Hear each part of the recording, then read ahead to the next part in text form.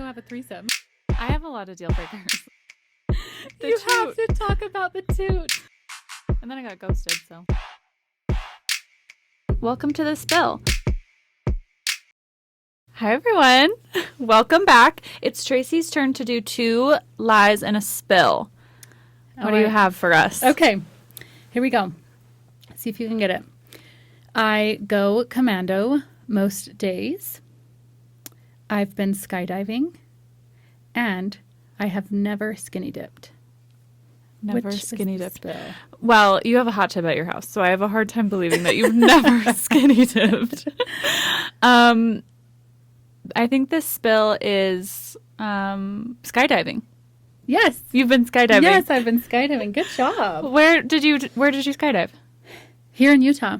Okay. It's over the lake. And it was out of Tooele. Did you love it? I loved it. Yeah, I won't do it again. I feel like, I'm a survivor of skydiving. And you've had a near-death experience. Yeah, and I survived it, and I don't want to play that again, Oh, okay. You should go, though. No. It is incredible. After that endorsement, no. The plane is so rickety that I was actually ready to jump out. Yeah. I thought, this plane's not safe either, so let's just go. Parachute sounds better. No, I couldn't even get on the plane. I'm scared of planes. I struggle getting on like a Delta flight, Oh, yeah, true. No, yeah, and you look at the plane, you're like, that's taking me up. Doesn't even look like it can fly. Mm-hmm. While you're strapped to a stranger? No. Mm-mm. No. So anyways, but it was really fun. Jeff and I did it together. It was really cool. Before we had kids, Yeah. I feel like perspective changes after you have kids. Yeah, I can't be chucking myself out of a plane. It's for the best. Yeah. Okay, what are we talking about today, Trace? We are talking business. We're going to talk like entrepreneurship and behind the scenes and kind of the making of Rise. And yeah, because for those of you who don't know, Tracy is a business owner, 2-time business owner, 3-time business owner. Mm-hmm. Tracy has 3 businesses. Mm-hmm. Yeah, so let's start from like the very beginning. Yeah. My first business launched in 2018, which at the time was Face by Tracy. It's a training platform for medical providers, and I made books, manuals, and an anatomy coloring book, still going strong. It's been rebranded and renamed to Injector's Guide. So that is still running, but it's a very different business than the other 2. Mm-hmm. Of course, we have Rise, Rejuvenation Center, and then we have Utah Injectors Association, which is a nonprofit for building collaboration and community for injectors around Utah and surrounding states. And it's been amazing. All of them require such different things from me. And Rise definitely being obviously the biggest, the big kahuna, the all-consuming type of business. Yeah, totally different. Okay, what were some challenges that you ran into when you were starting Rise, kind of like the newest business that you started? Wow, that's a good question. I would say Rise was unique that it was a publicized event that I started Rise. I had already built a platform on Instagram and had been known in the industry and in the area. Mm-hmm. And so it was broadcasted. When I started Injector's Guide, nobody cared. Nobody really cared. I just started it and did the thing, and nobody had opinions about it, right? Mm-hmm. And so that was one of the challenges, I think, just being in the feeling like there was a lot more scrutiny. Yeah. Definitely more judgment. So I'd love to dive in on that. And then, of course, we have to talk about the space. Yeah. The negativity was really wild. Like when you left to do your own thing, I feel like most industries don't have that kind of negativity when you go off and start your own thing. Yeah, I was a little like bamboozled. I'm like, why is this such a thing? I was getting DMs from people I didn't know from other countries. People in Australia. Felt like I was a traitor or like betrayed the industry in general or whatever, like what goes around comes around. You're going to, it was wild. Yeah. There was whole Reddit threads happening, still happening. Reddit threads. I'm like, what is this? In what industry? And maybe we are blind to it, and maybe it happens in others, but I don't think so. I don't think it becomes like a public forum about why did you do your own thing and how are you doing it and all the like drama and rumors that were constantly just being spun around. Yeah. I wanted nothing to do with it, but you don't really have a choice when you are the subject. So I would say that was difficult, and you were right along for it. The hits just didn't stop coming. Yeah, I feel like we still get a few strays here and there of for like sure. people who are still kind of subscribed to the drama. Yes, And totally. they like want to know what's happening, what's Yeah, going on. And we're just like so far. It's like in the past. It's in the past and also irrelevant, and also like this is an exact replica of pretty much any business owner's journey. You're gonna work other places. You're gonna figure out what you do. You're gonna chase your dreams. So it's just kind of interesting. But I think out of that challenge, a lot of good personal mental growth came out of it. I started doing some shadow work and just some like inner work to help overcome some of the issues I was running into. Like I didn't want to be living in this constantly just feeling negative. Like, feeling judged. And I thought I didn't care what people thought until defamation was happening. And I thought, I don't like when my character is being questioned. I felt like I'd been painted as a villain so many times that I just needed to like work on the me part of like, what does that actually mean to me? Happy to say now, I actually could not care less. Yeah. Don't care. Don't care.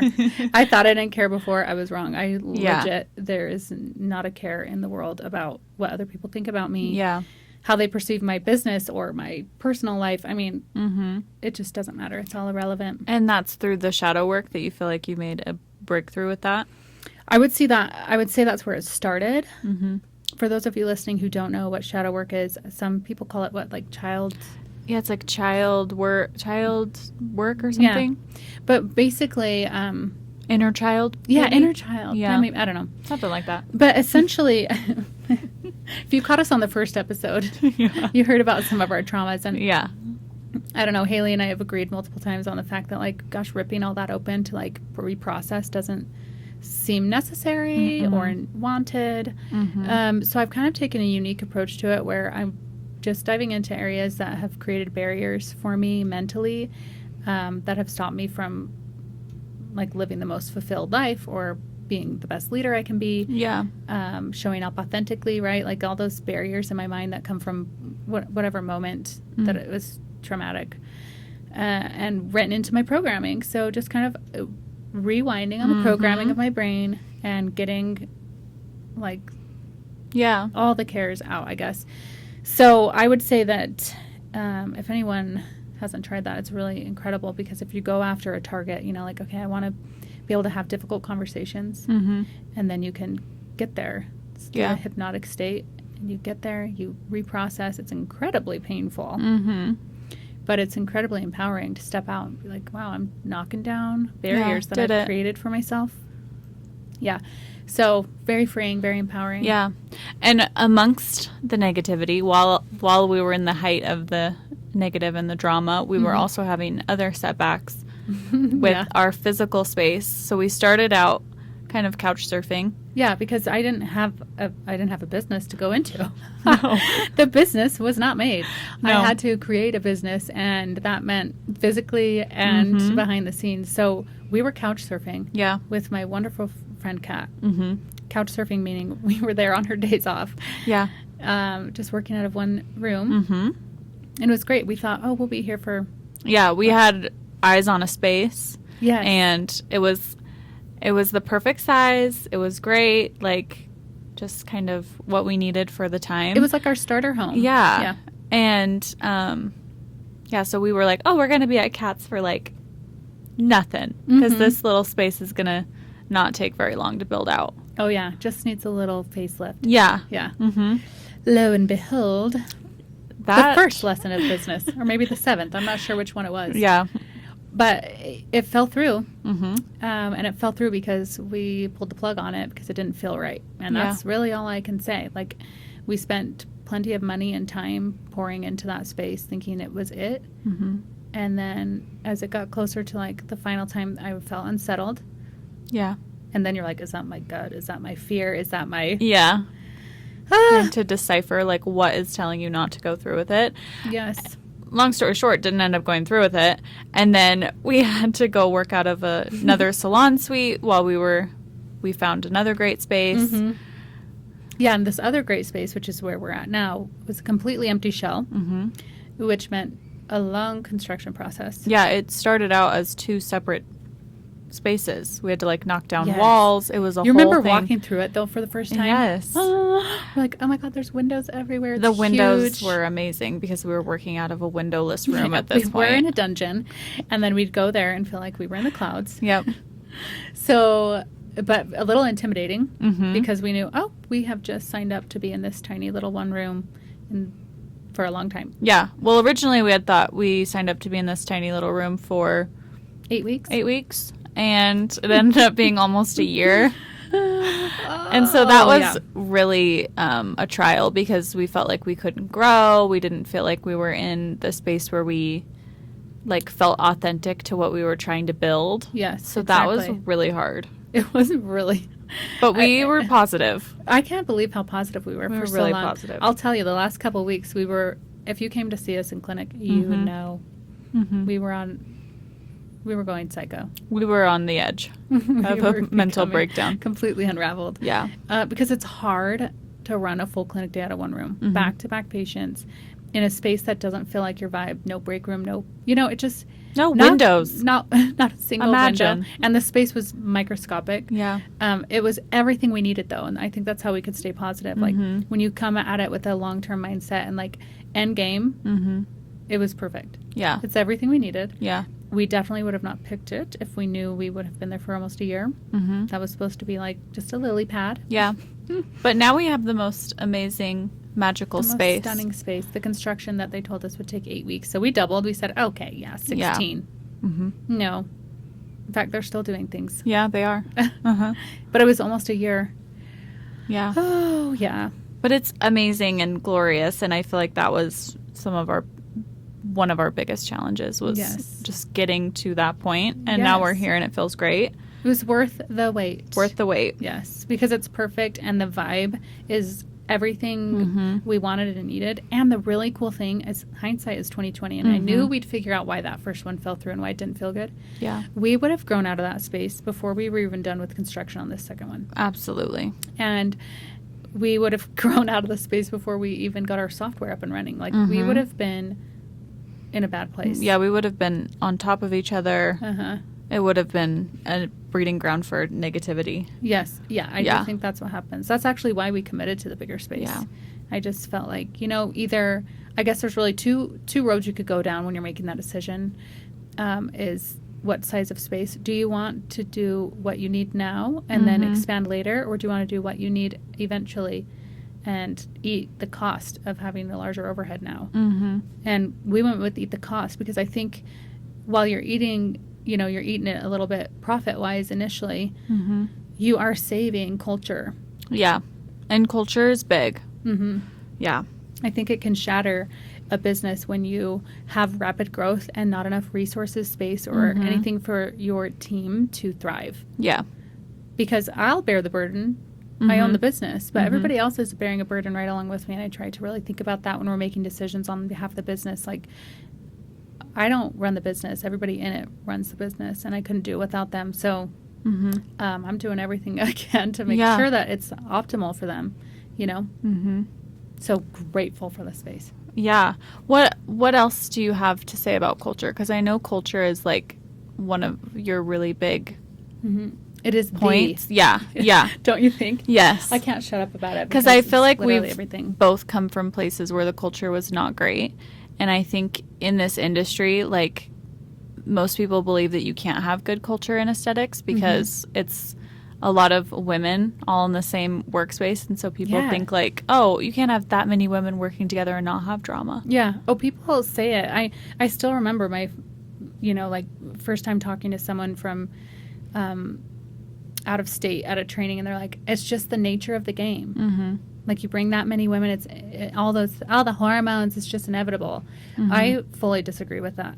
I think women who are, I don't know, what's the word for it, who are mature, it's not the word I'm looking for, but that they are, like, have stepped into the power of being a woman Oh, mm-hmm. rather than falling Secure? into the trap. Secure, I'd Yeah. say. Secure in their feminine nature to, like, be the best type of woman, which is someone who builds people up, someone who wants to see other women win, I think we start to actually have even better. Like, women are powerful. Yeah. Jeff is the only dude on the team. Mm-hmm. And our team is incredibly cohesive. Our culture is amazing. Thank heavens. Yeah. But yeah, I think culture is everything. Yeah. Because our team is everything, especially in this industry, like a service industry. That's the like blood of the business. Totally. So grateful. What would you recommend to people? Because the culture can take a turn at any point. So like what would you say you're doing to combat that? You know, like to keep it healthy? I think honestly, it's hard as a business owner to think in terms of slowing down when you really want to ramp up and you want to hit those numbers and you want to, you know, chase goals and dreams and, you know, go balls to the wall. I think that even though when change is good, change is still hard. And coming from the perspective of a business owner, it sounds all good and dandy that, oh, growth is happening and our numbers are going to be greater and we're going to expand or we're going to whatever that. I think it's hard as a team member, and I've been a team member. Luckily, I know that perspective. That just because change is good, it doesn't mean that it's easy. And I think that's when things get rocky. I think that's when you need to show up for your team and help support them. So to avoid having pain of growth, I think you just grow slowly, like grow in the right way, be intentional, support each member of the team and help them see the bigger picture.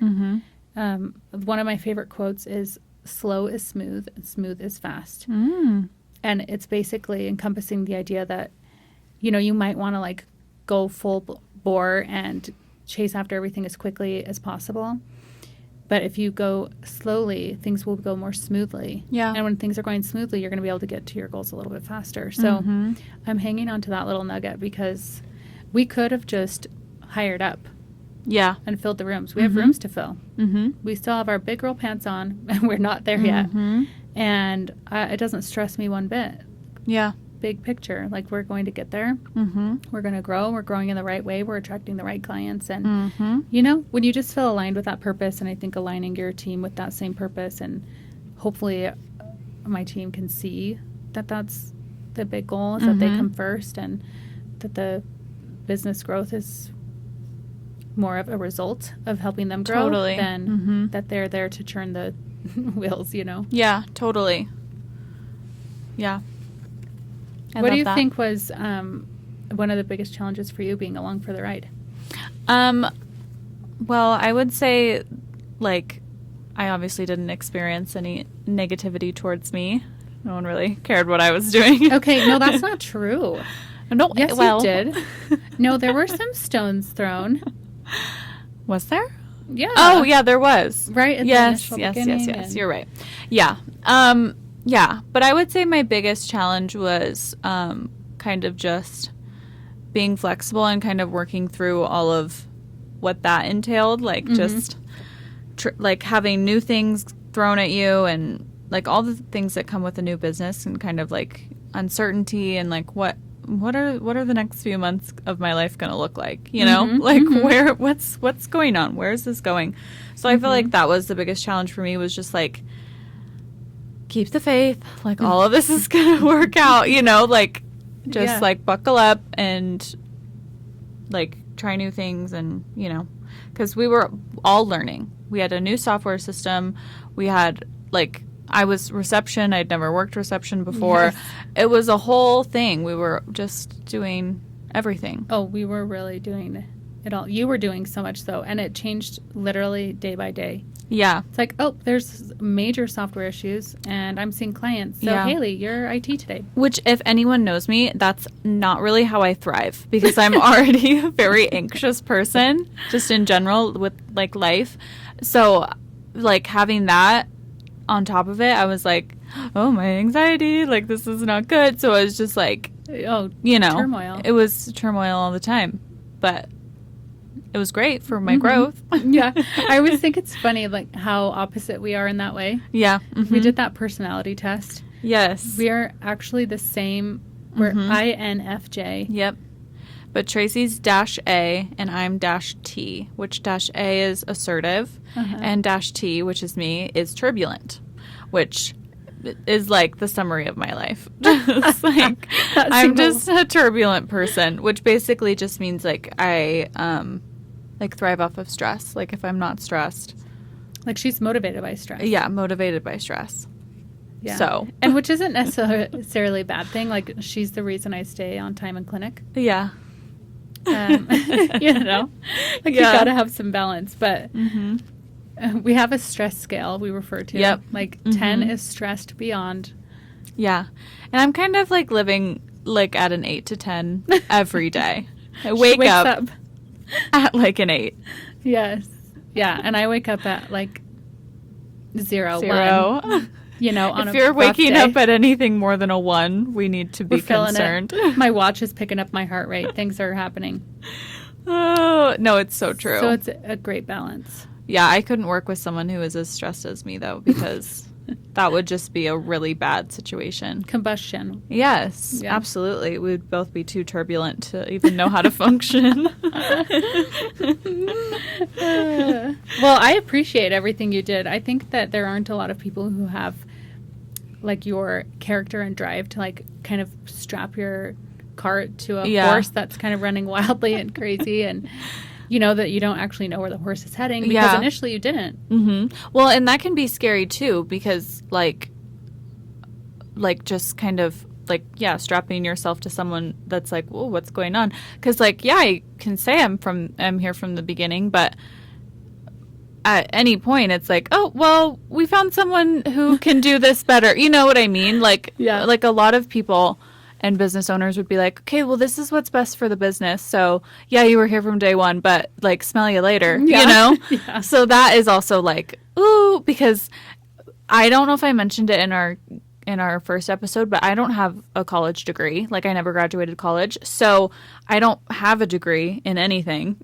Like it's all work experience and my esthetician license. So it's kind of scary to be like, yeah, I'm doing all these jobs, you know, and then it's like, okay, what if someone else comes in and they're like, well, I have a communications degree and I've been managing whatever since whenever, you know, that's kind of scary too, to be like, oh, here I am, you know? Yeah. But you know what's funny from my point of view? I'm like, there is no Haley. I don't even know what I would put on like, you know, requirements for the job.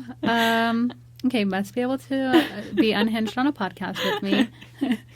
No, for real. You know, there's just so much that goes into your job. Like you've made yourself irreplaceable. Yeah.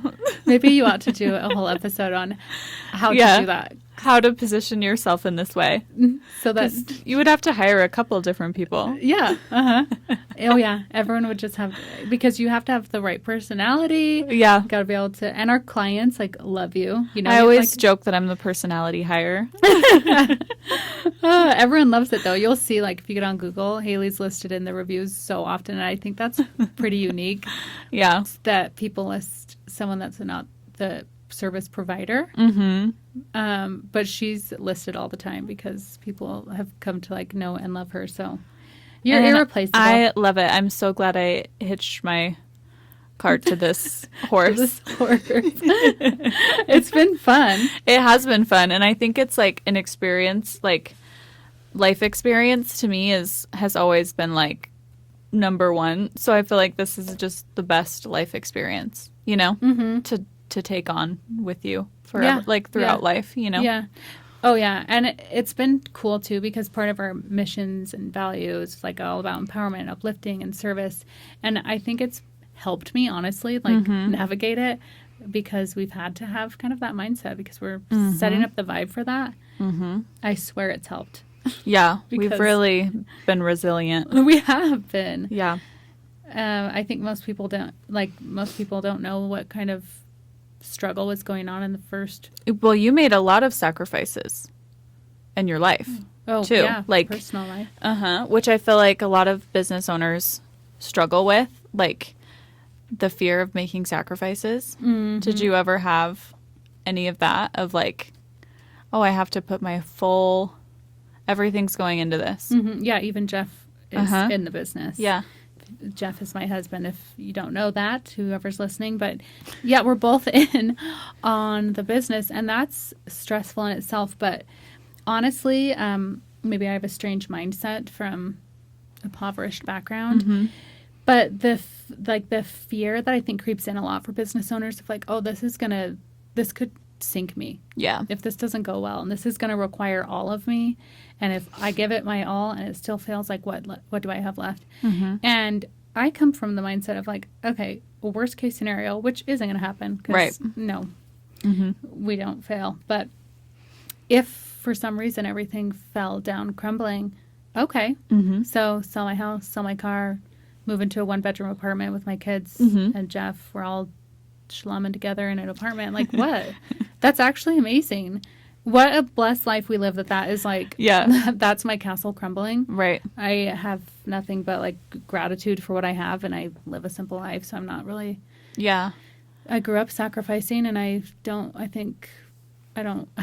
learning over the last year. Sacrifice does not need to be noble necessarily, but I'm absolutely not a stranger to it. And I still remember somebody told me shortly after I started the business, like, this is the biggest mistake you'll ever make. Like, you'll never see your kids. You'll never have time for yourself. You're never going to make the kind of money you think you're going to make. And all I could say was, I'm not a stranger to sacrifice. Yeah. Like, I was not under the delusion that this was going to be easy. How do you, that's a great point. How do you balance your work and your life when your work kind of is your life? Like Jeff is the business as well. Where's your balance at? Well, I don't think there is any balance. Definitely not in that first year either. It felt like just a constant battle to find balance. But I've learned that truly there is no balance, so we need to stop trying to find it. Yeah. I like to think of it as integration. We're integrating. I love that. I mean, when you own a business, that's what it's got to be. Yep. I'm not at a point where I could like just bounce and not be available 100% of the time to the team or to the space or to, anything, especially as a medical director too, right? Like there's a lot that goes into it, and I've put it as a priority. It's part of also why I like slow growth, because I've been able to really continue to have a relationship with my kids and make time for them and set boundaries and not give all of myself to Rise, because that's not healthy. Right. And I did go through the struggle of like feeling like a failure as a mom, feeling like a failure as a businesswoman, feeling like a failure as a provider. I mean, you just feel like you're failing on all fronts when you try to strike a balance, because there is never going to be a balance. And every day is different. I mean, I'm constantly doing something. Yeah. And, but I love everything I do so much that once I learned to let go of this expectation that I would ever feel like everything was in true harmony and balance, that I learned like I'm actually living my dream life. I get to work with my husband. I get to have this business that embodies everything I would want to offer to society. I get to have 2 beautiful, healthy children that I get to show up for. I get to have dinner with them every single night. That was one of my goals of like, we're not skipping that. So aside from little events here and there, right? We have dinner at a table and we talk to each other. I read books with them every night. Like, that's something I've set for a boundary. And if I wanted to grow super fast, I'd have to give some of that up. Right. And the hustle culture, it's wild. It's a noble thing to just go all in. And they say, you do what 99% of people want, so you can have the 1% other people don't have. Yeah. You heard that? I'm like, okay. We need to stop with the idea that, like, we need to burn the candle at both ends to achieve great things. Right. We don't need to. We can strike some sort of integration that works in a healthy way, as healthy as it gets. Of course, I still have my moments, I think we all do, where you just feel like you're failing at everything. But overall, that's my tip, is to give up the, like, never-ending hunt for this so-called balance that does not exist. Interesting. I like that integration. Yeah, it's necessary. Yeah. To keep a sane mindset.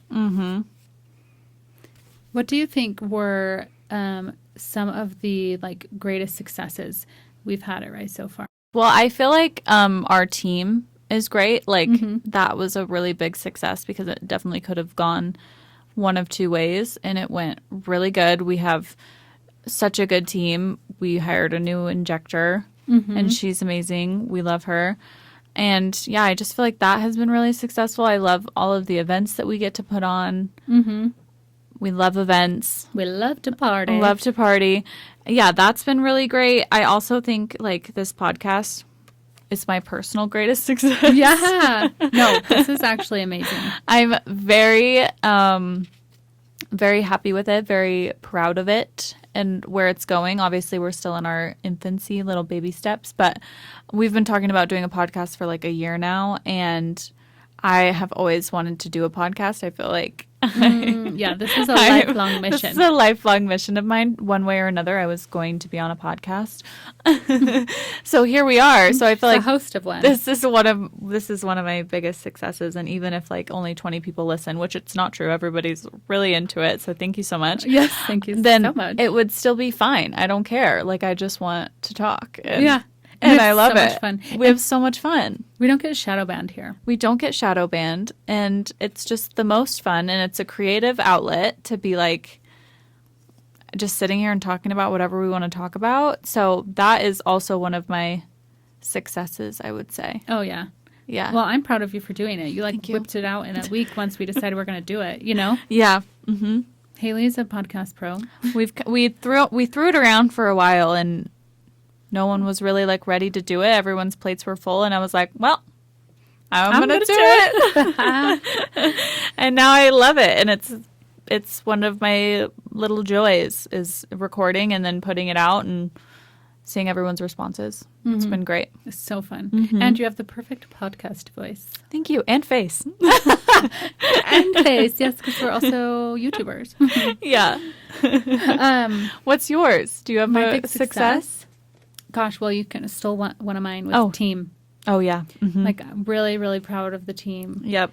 Really proud, too, because not just of the team that exists, but that team has made that possible. I know that's kind of a funny way to say it, but like when we bring on a new person, every single person is involved in whether that is a good fit, a good hire, and being open-minded and like really trusting me and trusting anybody else in leadership to make decisions and to support and give opinions. And I don't know, I just feel like the team has made itself, you know, because we have a lot of kick-ass people. Yes, we do. Like irreplaceable, super valuable, incredible humans.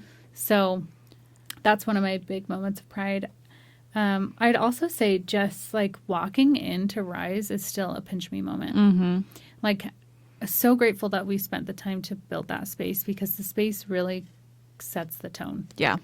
You walk in and it gives you the same feeling that I was hoping it would give. And I don't think we would have got it somewhere else. Like it really, there's so much light and freshness and the plants and the features and the design of the space. Yeah. And just the flow and how we have our medical side, we have our aesthetic side, we have a nice break room. Like I just have a lot of pride about like that the actual space embodies what the business is all about. And that people often report that they feel like warm and welcomed and inviting, and it's not intimidating. And it's not over the top. Like you're not worried about putting your drink down on the coffee table. Yes. You're not worried about sitting on a chair because it looks too abstract to be a chair. It's like a sculpture. You're like, okay, wait, is this somewhere I can actually sit? Yes. But it's like comfortable. It's cozy. It's warm. Yes, you could show up in your sweats. I also think, you know, that it attracts the people who align with us because there are people who want a more like totally high and abstract clean, I don't know, marble, you know, where it's just like, ooh, yeah, I don't know if I can grab a product off the shelf because it's a piece of art in itself. So it's been really fun to see that like creation, you know, the vision come to life and have it be like perpetuated in every appointment. Yeah, no, I agree. So fun. It's been so great. But I also think that's your first one with the team is a testament to you as a leader, because I also feel like a lot of business owners would not care necessarily about who they're bringing on, like vibe-wise, fit-wise. It's like, okay, who's going to make me the most money right now? And who's going to bring in money? And who, you know, like, I don't really care what the front desk thinks because they don't bring in money. So if they don't like this person that I'm bringing on, too bad, so sad, you know? Yeah. So I also feel like it's, like, you know, you that makes the difference, because a lot of people wouldn't care. about that. Mm-hmm. They just care about money. Yeah, money, which, like I said, I think my background really served me. Mm-hmm. It's like I just don't really care that much. Yeah. I mean, obviously, we don't start a business to break even. Mm-hmm. Eventually, we'll make, some headway financially, and I can't wait. I can't wait to be financially abundant. But in the process, we've had so many people reach out to come on, be a full-time providers who could bring a ton of millions of revenue is what we're talking about. Mm-hmm. Just asking to fill a room, and it isn't hard to turn that down when you know it's not the right decision for your culture or your business. Yeah. And sounds crazy, I don't know, but that's definitely the way that I've chosen to go about it, because I think when you start to make decisions that don't benefit the team in a team-driven business, Yeah. it's a recipe for disaster. Totally. And I don't know, just Yeah. feels icky. I think that's a good point to make for anyone who's not in the aesthetic industry and like what we're talking about. Like a provider can bring in millions. Mm-hmm. It can change your business. So it's a lot to kind of turn away if you're like, no, not the right fit. You know? We literally have the space, we have the Yes. resources, we have everything we need to allow that to happen. And even taking on our new injector, we weren't hiring. No.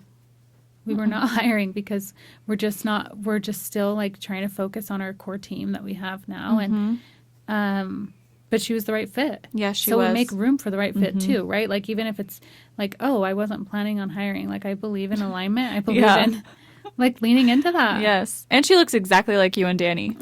And she's hilarious. It Short feels like blonde she's hair. been here since the beginning. Yes. She's just fits right in. But She that's fits exactly in. it, right? Yeah. Like she didn't rock the boat in any negative way. She's just like bringing value to the team. And to me, that's a worthy hire.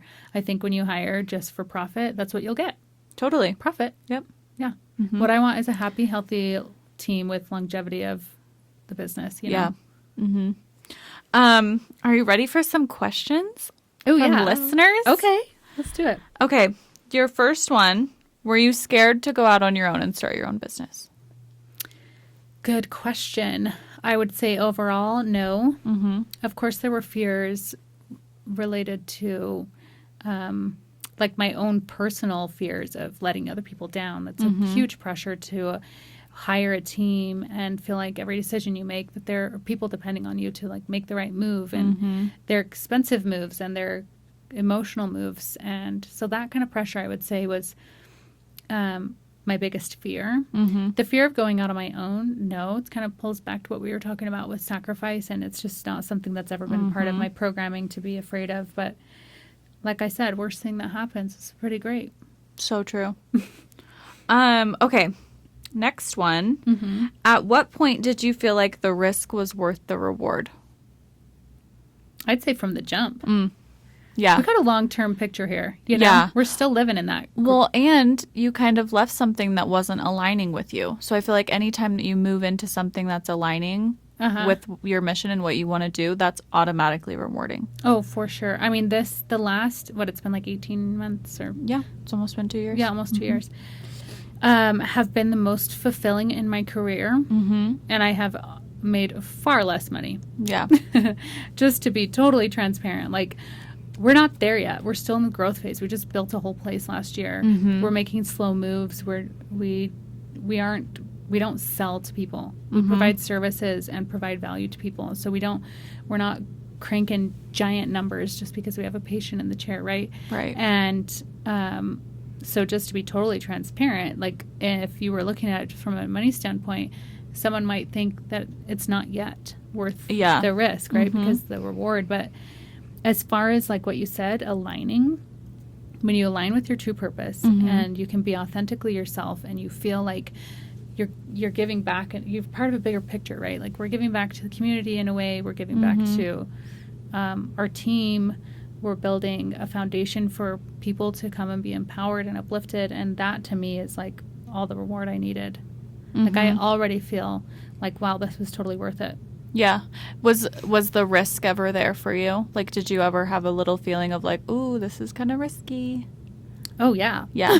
Jeff and I don't come from money. So Yeah.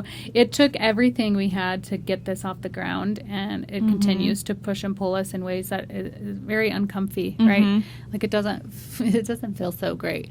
Yeah. But it's never, it's just like without question, I know that I'm doing what I should be doing. And like long game, Yeah. I'm not worried. Yeah. Yeah. I love that. Okay, wait, the last thing I wanted to ask you. You, this is my own question. You read a lot of empowerment books, self-betterment books, not self-help, self-betterment. Yes.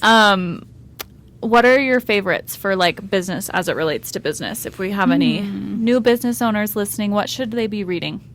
That's a great question, because going all the way back to what we're talking about with working through the mental shift of entrepreneurship and scrutiny and pressure, a lot of it's also been reading, like reading a lot and just feeling like self-mastery is a great place to begin to feel like empowered. Yeah. Okay, so one of the financial books, just to get the boring stuff out of the way first, Profit First is really great. I think if you work in aesthetics and you go to start a business, Profit First is absolutely mandatory, because our whole business is built on a lucrative market, and people want the shiniest machine, and they want to offer everything there is, and they want to compete on Instagram for the sexiest stuff. And I think when you start Profit First, it's very interesting. So I would read that. I love Atomic Habits. Yeah. Yep, that's a good one. Got that for Haley for her birthday. Yeah, I need to read it. My birthday was in October. So she's just getting around I'm just getting, it's on my list. It's her springtime I'm drive. excited to read it, though. I've heard so many good things about Atomic Habits. Yeah, it's great. It's worth a reread even. Yeah. And then I love The Mountain Is You. That's about I've heard of that one disrupting too. Self-sabotage. Let's see. I've read so many. I've read Blue Ocean Strategy. Was good. Oh my gosh. Yeah, that was one that you names. Really resonated with, the Blue Ocean. Yeah. Crucial Conversations is great. Oh. Yeah. Yeah. I love that. Yeah. Go check There's them so out. many. Maybe I should screenshot my library. Yeah, we need to have a Traci, like an Oprah's list, but it's Traci's Traci's favorite books. Yeah. A fun fact about me, I obsess over self-mastery. Yeah. It's a blessing and a curse. But I probably go through 2 books a month. Yeah. Maybe. Yeah, probably. Yeah, self-mastery books, go to Traci. If you want a romance book recommendation, I got you. Oh, yeah. She has more leisurely reading. I should really tap into that. Sounds fun. Yeah, you haven't gotten into it, but just always it's not, schooling it's not myself. really your style. Like I said, it's a blessing and a curse, because I'm like sitting in the steam room at the gym listening to like how to have better conversations, where it could be like just tapping out, listening to a fun story. Yeah. What are your final thoughts on this topic? Anything? Well, no. Well, I don't know. I would just say, like, as isolating and scary and vulnerable as it's been to like take on a business where you have a whole team and a whole space, there's a lot more pressure than the other business, And I would say anybody who's looking to start or is at a place where they, are working with the business owner to just think about the big picture. Totally. And remove some of those barriers of what other people think. Like, be authentically you, align yourself with the right things, grow slowly, move strategically. Grow intentionally. Yeah, protocols and people first. The love protocols that. I think actually probably every industry of business. Yeah. You've got to have your protocols down. Yeah. But protocols and people. Totally. I Yeah. love that. Okay. It's time for our pop culture moment. I'm so excited about this one because we had a big weekend for pop culture. The Super Bowl happened, which normally I would not consider that a pop culture moment because I don't watch sports, but this was different. Taylor Swift was there. Yes. Usher performed. It was a whole thing. Did you watch it? Yeah, I watched. You did? I got as much as I could because I was wrangling children. Oh, yes. Okay. What did you think of Usher? I actually really liked it. You did? Yeah, I saw there were some mixed reviews. I have a mixed review. What's your review? I didn't like it. I don't think that's mixed. I didn't like it. I couldn't figure out why he chose the songs he chose. Where was Justin Bieber? He was bringing out everyone and their mom, but no Justin Bieber. I heard Justin Bieber had a dressing room. Oh, you did? Yeah. So where was he? Was he still getting dressed? he just never made it out. I don't think it ever happened. Who knows? Because he was there. Yeah. He was in present. attendance. Yeah. I'm like, dude, get up on stage. Everyone has been waiting. I know. And I'm really not even that much of a Justin Bieber fan. I'm not really a believer.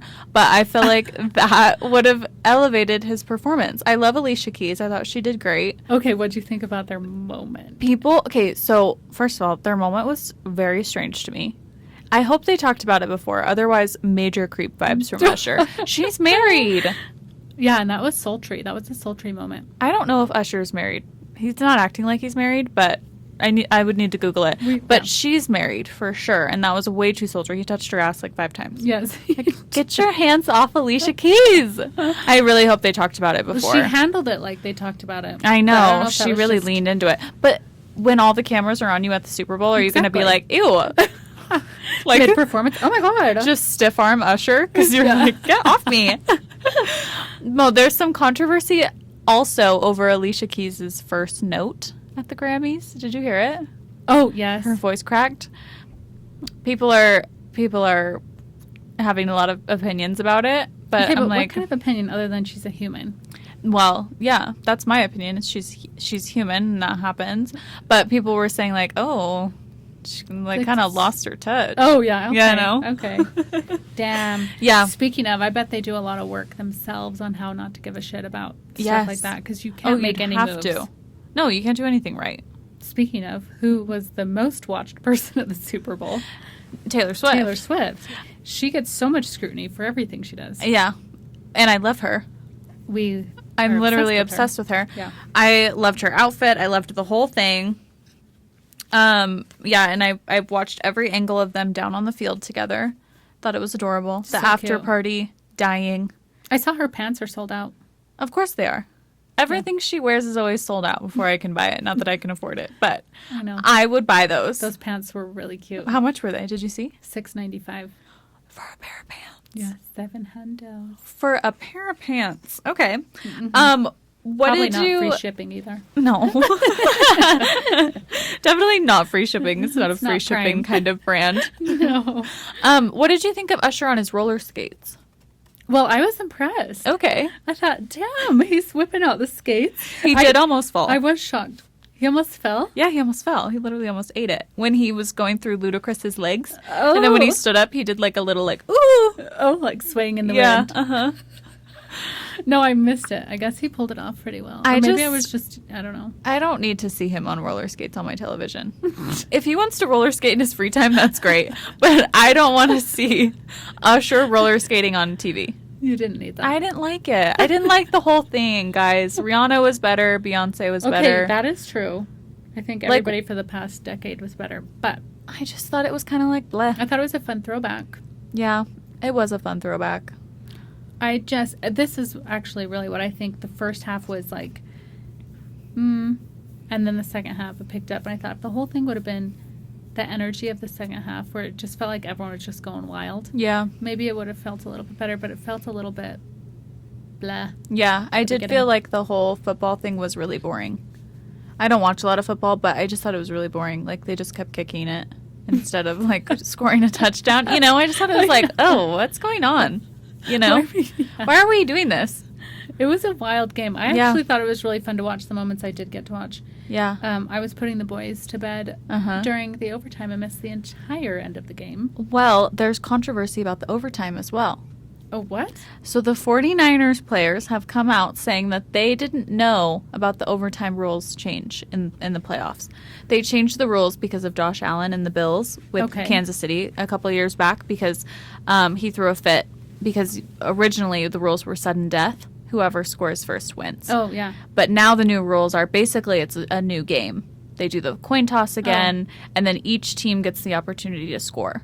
And so the 49ers are saying, we didn't know that because they won the coin toss and they decided to take the ball first, which strategically you would want to take the ball second because you would want to see what the other team could put up. Oh. You know? Yeah. So they, now they're coming out saying that they didn't know. which I think is so embarrassing. Okay, don't say that. Don't say that. Even if you think that, don't say it. You're paid millions of dollars a year to play a football game, and you're telling me you don't know the rules? That's like speeding. Sir. And you're like, I didn't know the speed limit. It's like, well, it is your job to like Yes. know the speed limit. Uh-huh. You're not going to not get a ticket because you didn't know. Yeah, I saw an interview of Shannon Sharp, who's kind of cuckoo bananas, but Okay. he said, like, he was talking about it, like, you just embarrassed yourself. Like, you know how to read. Read the rules. Yeah, read the rules. And where was the coach? Literally, where was to the share coach? this info. Also paid millions of dollars a year. But the Chiefs team is saying, oh, we talked about it at every game. We talked about, like, what the if it went into overtime, what the plan was. If they got the ball first, what the plan was. If we got the ball first, what the plan was. So everyone's saying, like, luck versus preparation, you know? Like, the Chiefs were prepared for every outcome, and it showed. What do they say? Fail to... Wait, what is It's Taylor Swift. Are Okay, you quoting yeah, Taylor go. Swift? Yeah. If you plan to fail, or if you fail to plan, you plan to fail. Yeah, I like that you said it's Taylor Swift because I'm pretty sure like 700 other people have said it. Oh, no way. Was she first? I don't know. Oh. It's in one of her songs. Well, let's give it to her. I am. It's in her song. Yeah. Yeah, if you plan to... Wait, if you fail to plan, you plan to fail. Yeah, absolutely. And I think That's that's what what, they did. happened. I think that's what That's happened. still a failure. I did like, though, someone said the 49ers didn't lose. Patch won. Who's Patch? Patrick Mahomes. Oh. And I thought, dang, you know, that's a nice way to put it. Like, you're just going up against him right Okay, there. I like the nickname Patch for Patrick. I've never heard that. Thank you. I'm extremely, like, I love that. skilled in this football lingo. Patch. Mm-hmm. Well, also, Patch Yeah. is like 3-0 in overtime. So, like, they should have never let it go to overtime because he thrives in overtime. The announcers were Absolutely. saying that, like, oh man, like, That's basically what they were saying. Yeah. Like, there wasn't any winning to be done by No. anybody else. Mm-mm. Because he's just so good in overtime. Which, what a flex. What? Like, the most high pressure part of the game, you show up and show out every time. You know they're all doing some sort of mental work on that kind of Yeah. pressure because okay, Travis Kelce's little tantrum. Oh my God. Everybody. Look, I think it was a little unhinged, but also Super Bowl, super high pressure. He was getting taken out of the game. He clearly didn't want to be taken out. Mm-hmm. And yeah, I mean, I feel sad that he kind of like nudged him a little too hard, but Andy Reid said that he just caught him off balance. So Yeah, he also said he did the same thing to him on the reverse, you know? I'm like, I think the difference is like Travis is like 6'5" and 280 pounds, and you're a 70-something-year-old man. Yeah. But you know what? I have found that like the big opinions of like the cancel culture of like Travis Kelce don't like you anymore because you did that. One, we don't know the man. Yeah, we don't. And we didn't know when we started loving him either. But I'm just saying, like, nobody knows him. Okay. Yeah. We all don't. But also, it's a little condescending, I think, to talk about Andy Reid like he's this little old man. I'm serious. You think? I do. Yeah. I'm like, okay, how would you like it if you were on the sidelines of a freaking Super Bowl Yeah. as the coach of the Chiefs? Someone's like, oh, He's so frail. yeah. So Yeah. He's out there with a walker and his assisted living team. He's doing great. And I would want credit for that. Like, look at him. Yeah. Honestly, And he handled it fine. the fact that he didn't stumble more, That's what I'm saying. it's like getting like Hit by pushed by a little Mack truck. It's like he got hit by a golf cart for sure. He slowed Literally. down, but not enough. Mm-hmm. We saw how hard he hit him. Yeah. Yeah. Yeah, I think him not having a reaction to that was all we needed to see. Yes, Like, and then clearly this is they're something two that grown happens. men. They Yeah. can work it out amongst themselves. Mhm. We all have our tantrums. Yeah. Cannot act like we don't get unhinged here and there. And I have can't even imagine what it would be like to be under that kind of pressure. No, so much pressure. No, that's Yeah. what I think. They must have to do some kind of mental coaching. I would hope so. They Because need I it. think they need it. Yeah, totally. Yeah, all in all, I thought it was really boring, but I'm glad Taylor was there. I'm glad She Taylor looked was stunning. there. Probably one of my favorite outfits. Yeah, I to loved date. the whole thing. Yeah. It was such a party. So fun. And Taylor is the perfect person to bring up on this episode. So we talk about entrepreneurship. 'Cause She is Yes. a business goddess. Yeah, she is the most incredible businesswoman. People Yes. don't give her enough credit. No.